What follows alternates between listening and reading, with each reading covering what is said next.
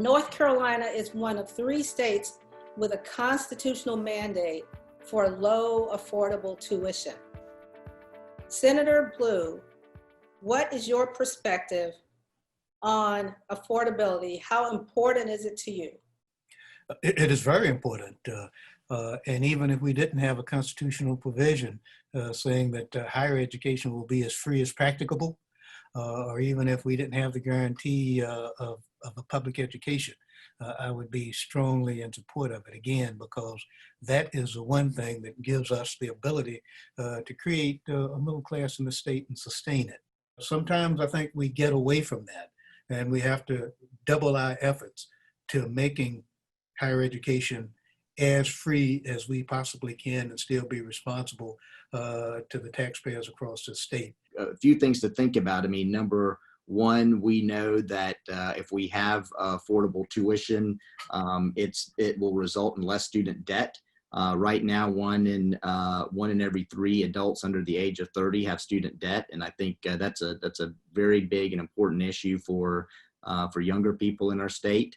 Secondly, we know that college graduates earn more money and earn more money over a lifetime.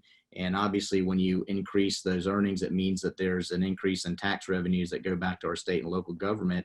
And lastly, you know, our investment in our universities by graduating more people from college means that we have a higher rate of participation, which is good for democracy. And that certainly in this moment, I think is very important. One that we've already embarked upon that we could easily expand, and I would certainly advocate for the expansion of it. The North Carolina Promise program is one that has increased, and it serves other purposes too. It helps us meet certain goals of educating a greater percentage of North Carolina's population. But that program made tuition, guaranteed tuition levels at $500 at 3 institutions. Each of those institutions increased their enrollment, at least one of them significant increase, but all 3 of them increased their enrollment. Students are still locked into it. And it gives us sort of a pathway to do it in other institutions.